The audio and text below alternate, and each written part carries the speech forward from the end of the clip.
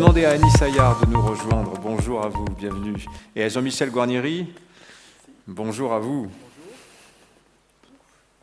Jean-Michel, vous êtes notre scrutateur aussi, hein? Ça, voilà. Annie, vous êtes Rolling Stock et Component Vice President America Alstom. Pourquoi on ne francise pas? Bon sang, c'est un groupe français, on pourrait le dire en français tout ça, non? Bah oui, mais même France Supply Chain se met à l'anglais. Ah, supply chain. Comment dirait-on supply chain en français? Tiens, c'est une réflexion peut-être pour... Supply chain. Hein? La réponse est claire, supply chain. La réponse c'est celle-là. Bon, supply chain, tout le monde a compris ce que ça voulait dire. Jean-Michel, vous êtes le président de FSC International, CEO de LRPI Remanufacturing. Qu'est-ce que c'est que ça, FSC International? Vous m'expliquez un petit peu? France Supply Chain International. En fait, l'idée, c'était, ça nous tenait à cœur, en fait, la SLOG, donc notre ancienne association, a toujours eu une ADN internationale, puisqu'on était d'ailleurs membre fondateur de l'association européenne, de l'ELA. On a historiquement développé des relations soutenues avec nos amis américains, la PIX, avec nos amis allemands, le BVL, mais c'était on va dire des relations un petit peu au coup par coup. Et là, avec Yann, avec Valérie, on s'est dit il faut qu'on développe vraiment une empreinte internationale à France Supply Chain, et il faut même qu'on la labellise en appelant cette initiative France Supply Chain International, donc FSI. Moi, je dois dire que, autant, comme on l'a vu, moi j'ai comme ambition d'être présent beaucoup à l'intérieur et dans le tissu régional, etc., autant il faut aussi qu'on fasse rayonner France Supply Chain à l'extérieur. Et quand Jean-Michel est arrivé avec ce projet, moi j'ai tout de suite été fan, en fait.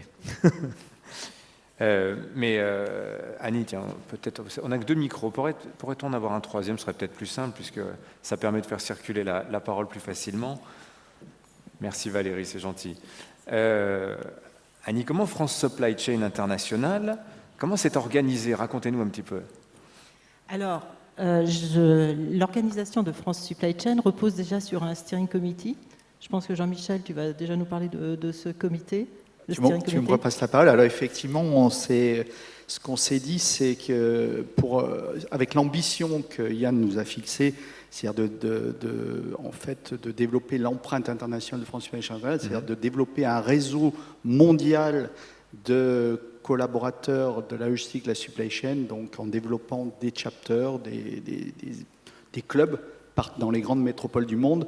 En fait, il fallait qu'on soit quand même un petit peu nombreux. Donc, on a créé un steering committee, dont fait partie Annie. C'est une committee composée, vous pouvez le voir, de LVMH, d'Arkema, de Louis Vuitton, de Orange, j'oublie Essilor, voilà. Enfin, en tous les cas, il est à l'écran. Et puis aussi soutenu par des partenaires, donc des grands logisticiens que sont Bolloré Logistique, que sont Géodis et que sont Clasquin.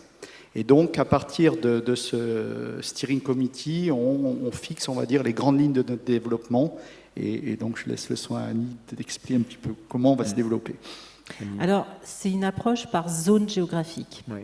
Et pour chaque zone géographique, se crée peu à peu ce que nous avons appelé des chapters. Alors, un chapter, c'est quoi? Pardon? Un chapitre.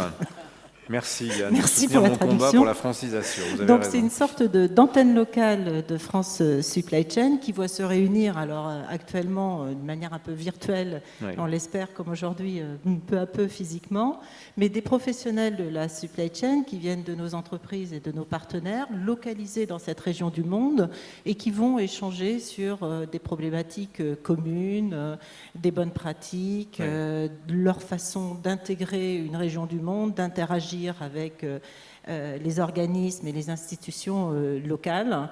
Donc nous, en tant que steering committee, on est là pour mettre en contact des collaboratrices et des collaborateurs de nos entreprises pour former une sorte de noyau dur qui ont donc la motivation de développer ce réseau. On les aide à organiser ce qu'on a appelé des kick-offs, qui sont en fait le coup d'envoi, comme vous avez entendu parler peut-être de Welcome to Africas, Welcome to Americas, et donc par zone géographique, il y a par exemple 4 chapters en Afrique, 3 sur la zone Amérique, qui sont Montréal, New York et Miami, puisqu'on a envie aussi d'aller encore plus dans le sud de l'Amérique.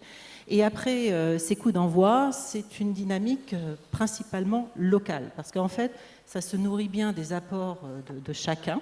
Et pour donner un exemple, sur les chapters Americas, après le coup d'envoi, on posait la question aux membres, quelle serait une des thématiques. Et là, d'une manière tout à fait unanime, pour ces entreprises donc françaises qui se sont implantées à l'international, eh bien, ça a été d'échanger sur le transport international et en particulièrement toute la tension qu'il y a pu y avoir sur le transport maritime. C'est en temps de crise, les arrêts, les ports fermés, les denrées bloquées et puis l'évolution du coût.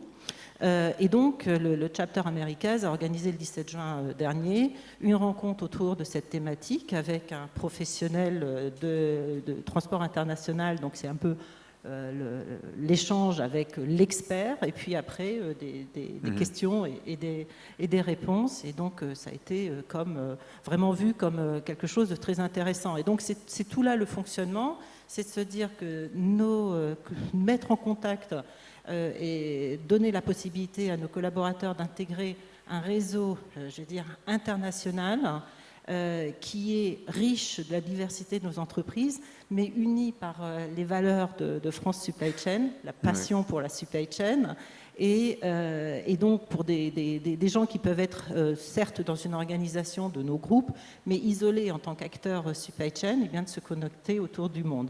Et j'ai envie de dire aussi, c'est une possibilité pour les nouveaux arrivants dans une zone géographique où on veut croître, que ce soit d'un point de vue individuel, personnel ou en tant qu'entreprise, eh bien de favoriser l'ancrage local de ces entreprises. Est-ce que vous avez emmené tous les labs qu'on a découverts ce matin, Supply Chain for Good, le lab digital, le lab RH, le lab ETI PME, vous les embarquez dans France Supply Chain International ? Alors, une fois ces chapters en route, notre rôle en tant que steering committee, c'est effectivement de créer des ponts pour que la force de ce réseau, eh bien, il est international, mais il se nourrit aussi avec les productions incroyables dont on a entendu parler. Mais aussi, j'espère que ces labs se nourriront de cette expérience hors du commun qui est d'être un expert de la supply chain en international. Et donc, on travaille là-dessus. Et de la façon dont ça va être organisé, bien là, je repasse la parole à Jean-Michel. Jean-Michel, oui, c'est ça. Oui, alors en fait, on a une ambition de créer 30 labs. On en a bientôt une quinzaine. Et je sollicitais mes amis des labs en disant 30 chapters, pardon. Et je sollicitais mes amis des labs en leur disant, écoutez, il faut qu'on présente au Maroc ce que vous faites. Et puis après, il faut qu'on présente à New York. Et puis, il faut qu'on présente au Kenya. Et là, ils m'ont dit, attends, ça le fait plus. Alors effectivement, on va aussi mettre de l'organisation. Donc l'idée, c'est que une fois par trimestre, on va monter un webinar qui sera justement à la fois un rappel de la production de chaque lab et derrière aussi une mise à jour des nouvelles productions, donc de manière organisée. Donc ça veut dire qu'un lab, un chapter existant va pouvoir suivre un petit peu l'évolution de ce qui se passe dans les labs et un nouveau chapter comprendre ce qui s'est passé et ce qui va se passer dans ces labs. L'idée, c'est vraiment qu'ils s'approprient la matière et s'ils le souhaitent, chaque chapter pourra utiliser la matière qui a été produite par ces labs. Le réseau va s'étendre, région, même des sous-régions aussi, je crois. Alors oui, effectivement, on a partagé donc le monde en 5 régions. On a des discussions encore au niveau du steering committee, de savoir Dubaï, Moyen-Orient, voilà, où est-ce qu'on met tout ça. Mais donc l'idée, en tous les cas, c'est aujourd'hui l'Afrique est bien partie, avec donc Maroc, Kenya, Côte d'Ivoire, et puis Afrique du Sud qui est en train de bien partir. Les États-Unis, on en a parlé avec l'Amérique du Nord, mais on a l'Amérique du Sud qui est en train de se préparer. J'annonce et je vous propose de retenir la date du 16 septembre à 12h. si ma mémoire est bonne, donc, qui est le lancement de France Supply Chain Asie, et en particulier, l'Asie étant un vaste continent, c'est en particulier le lancement de notre chapter chinois, avec le soutien de Clasquin et de Nathalie Berlier, qui est présente dans la salle et que je remercie pour la dynamique qu'elle crée dans la préparation de cet événement. Bon, merci beaucoup Annie, merci Jean-Michel. Vous voulez rajouter peut-être, Yann, un petit mot sur France, parce que vous avez dit que c'est un peu votre bébé, ça vous l'avez beaucoup souhaité, c'est le bébé de cette Jean-Michel. Mais je trouve ça génial parce que on a été, il y a Florent Ménégo, le patron de Michelin, qui nous a dit France Supply Chain, ça va pas être facile à vendre à l'étranger, ça, votre truc. La preuve que non. Mais voilà, on est en train de démontrer que finalement, on arrive à faire rayonner le nom de la France, notre façon de faire de la supply chain, et puis de fédérer aussi toutes les belles entreprises qui réussissent à l'étranger et qui font partie de l'association. Bon, merci en tout cas à tous les trois. Merci Annie, merci Jean-Michel. Merci.